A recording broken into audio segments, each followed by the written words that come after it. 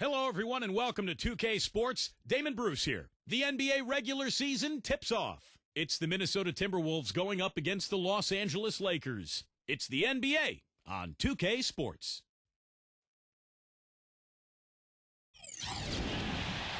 It's the Western Conference on display, featuring the Minnesota Timberwolves.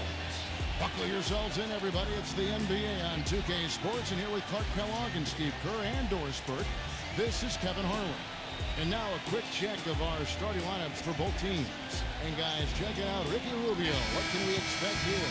Yeah, especially at the defensive end of the floor, Kevin. Let's see how many times he steps into a passing lane, comes up with a steal tonight, because he's just a major force at that end of the court. And you can't forget, this guy is always on the prowl defensively, looking to pick you off if you get too casual and loose with the ball. He kind of gets in your head that way. With that road trip behind them, the Lakers ready to perform in front of their Los Angeles fans. They've got to feel like, guys, they have an opportunity to rack up some wins over the next stretch of their schedule. They'll be playing a lot of games in their own building. They're starting a homestand here, a short one it is, Kevin, but nonetheless, it's important to get off to a good start. Yeah, and you always want to get a couple of wins under your belt at home before you have to go back out onto the road. Hey, it goes without saying that if you're beat up and your all-star power forward is on the shelf, you're going to have a tough time against the big teams in the West. Minnesota was left for the wolves, so to speak, when they matched up against others in their conference. Martin kicks to Williams. Rebound the Lakers. Defeated by the Pelicans in their last game. They'll try to put that one behind them. They just couldn't get the ball in the basket that day, guys. No matter how many plays you make at the defensive end, it's hard to overcome such a lack of production offensively. Yeah, the high-quality shots were few and far between for them, and they have nobody to blame but themselves. They need to work a lot harder to get good shots today. Well, picking up again on the Timberwolves. Last season, 17-35 record against the rest of the Western Conference, which was third worst in the conference. As Steve, you might expect, that's got to improve. And as you said, I mean, losing so much of their front court as they did last year to injury, it's amazing that they even won that many games. I mean, if you don't have big bodies down low, it's tough to win in the West. Look at the big man there. He knows how to go up and get that rebound.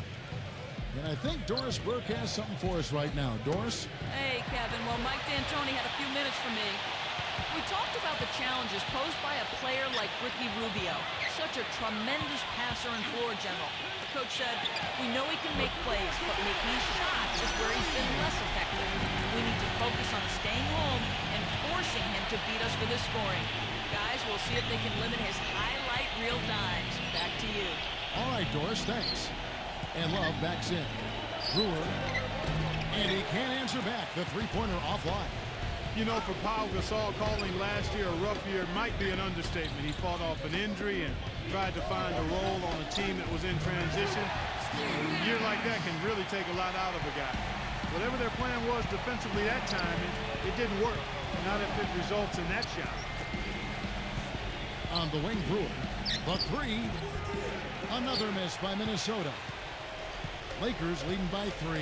And Steve, for Pau Gasol, he dealt with knee tendonitis from the first day of the season, then a concussion, torn plantar fascia. I mean, he just had one setback, it seemed, health-wise after another. It was just that kind of season, which symbolized the fate of his Lakers, too. They just never seemed to get it going until it was too late. But, you know, with Gasol, we're talking about a guy who's remained effective for a long time in his career, and when you have that kind of skill level, I think your game can translate as you get older. And here's Kobe following the three-pointer from Derek Williams. Shots good from Young. He's hit the ground running here in the first, putting together a nice quarter offensively. So the Timberwolves called their first timeout. This, their first look at this year's Los Angeles squad. Yeah, a very familiar opponent. They've played these guys an awful lot over the years, and this is the first of their 4 get-togethers this season. Now at the break on the floor, you can see the teams that led the NBA in steals last year. 5th, the Timberwolves. You could tell by watching them just how focused they were at the defensive end of the court. And we're just over 3.5 minutes into the first quarter. A lot of familiarity with these two teams. Steve just kind of touched on. Clark, do you think it really does impact the rest of their matchups later in the season? Absolutely, Kevin. It sure does. I mean, because for the winners today, they now know what game plan brought them success. So they've got a blueprint for the next meeting. For the losers, it's back to the drawing board for adjustments. Now here's Kobe following the miss by Kevin Martin. Rejected by Martin.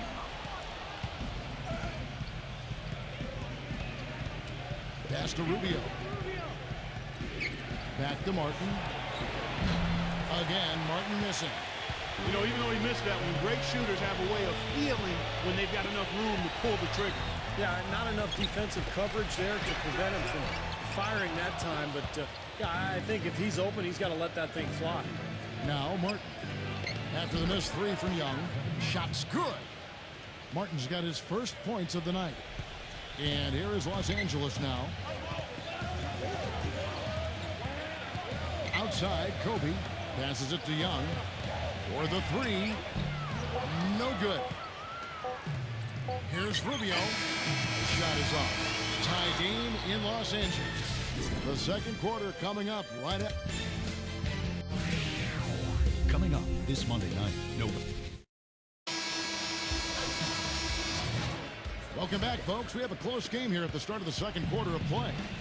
Everybody knows how brutal the Western Conference can be, and part of the reason the Lakers were able to make it to the playoffs is because they were above 500 in the West, which is pretty impressive. So on the floor for Minnesota, Cunningham is out there with Turioff. Then there's Buddingham. Then there's J.J. Barea, and it's Shved at shooting guard. So he gets the whistle. Contact on the way up, and two shots coming up. Well, going back to the Lakers in the West, they would end with a 28-24 records team against the rest of the conference. That record falling right in line where they finished in relation to the rest of the West.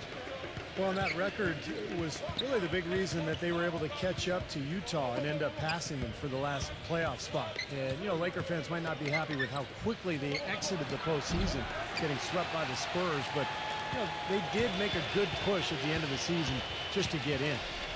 Now Blake, after the missed three from Shved.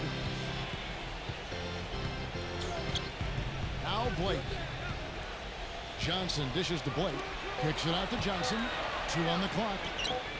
And he's good on the three ball. Johnson's got himself going there. His first points of the game on the deep ball.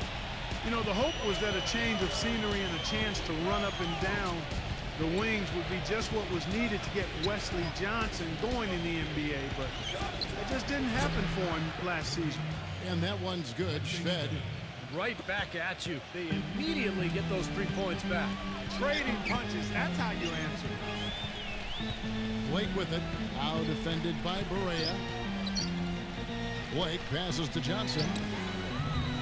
No good with the triple. And for Wes Johnson, the 4th overall pick back in 2010 out of Syracuse, he just hasn't been able, Steve, to break through. Yeah, you wonder why, because he's got great size and athleticism, beautiful shooting stroke, and yet the shooting numbers just aren't there. So I thought he would be better coming into this league, but we'll see if he's able to develop and find a niche somewhere. And let's now go to the sideline. We'll catch up here with Doris Burke. Doris? Hey, Kevin, at 6'11", 290 pounds, Nikola Pekovic may be the most physically imposing player in the game. Rick Adelman said, quote, he's such a force inside. Guys just want out of there. They don't want to go against him. Pekovic said, the goal is to go inside and win the game, whatever it takes. Many people don't like when you play physical. Some respond, some don't. Kevin? And he does. Thank you, Doris. Well, he's a player who knows his game. I mean, he's a physical enforcer type guy, and he makes no apologies for it. A 3 ball. It's rebounded by Buddingham.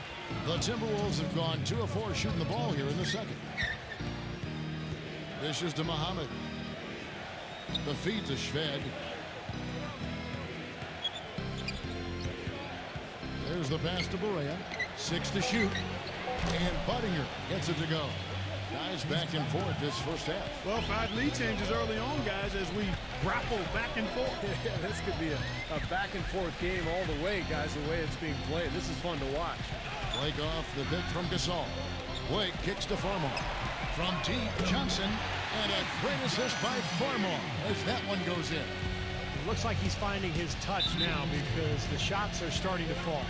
Well, Minnesota won 31 games last season, but only 11 of those came on the road. For a team that was battered and bruised heading out on a lengthy road trip is often a recipe for a losing streak, and that was the case for them last year. The injuries just really bogged them down. And a look here at how the Lakers ranked in the NBA last season. 4th in rebounding, 6th in scoring. And they were a top 10 team in field goal shooting. Not bad for a team that's got an awful lot of young, talented players.